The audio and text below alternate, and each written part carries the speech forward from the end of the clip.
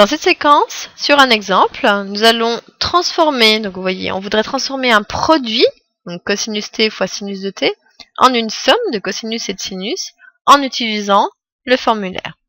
Donc on va aller regarder toutes les formules qu'on a. Donc les premières, une ln, une exponentielle, des puissances, ça marche pas. Ici on voudrait cosinus de a plus b. Mais ici on est sur un produit, donc celle-ci elle va pas marcher. Sinus de a plus b, même chose, ça va pas marcher. Cosinus de 2t, nous on avait cosinus t, ça marche pas. Sinus de 2t. Alors là on va la garder au cas où.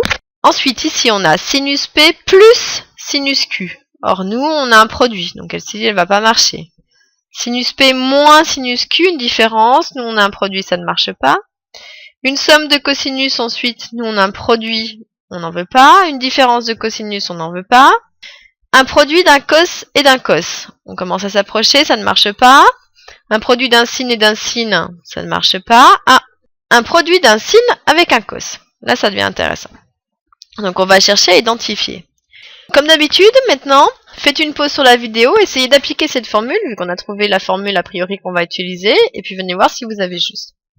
Donc, sinus de A, alors on fait attention, le sinus, il est ici. Donc, le A, en fait, ça va être le 2t, fois cosinus de B, donc le B, ce sera T. Donc ça va être égal, hein.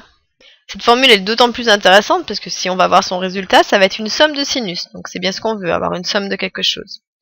Donc elle dit 1 demi de sinus de A plus B, donc A c'est ce qui est en jaune, c'est-à-dire 2t, plus B, c'est-à-dire T.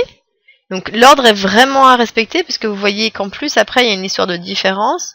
Donc si vous ne respectez pas ça, il va y avoir des problèmes de signes. Ensuite, plus sinus de A, c'est-à-dire 2t, moins B, c'est-à-dire t. Égal.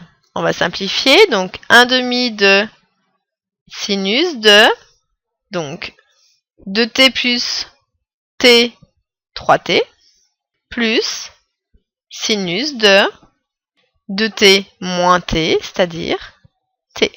Et on a bien répondu à la question puisqu'on a transformé un produit de cos et de sinus en une somme, ici que de sinus, mais c'est pas grave.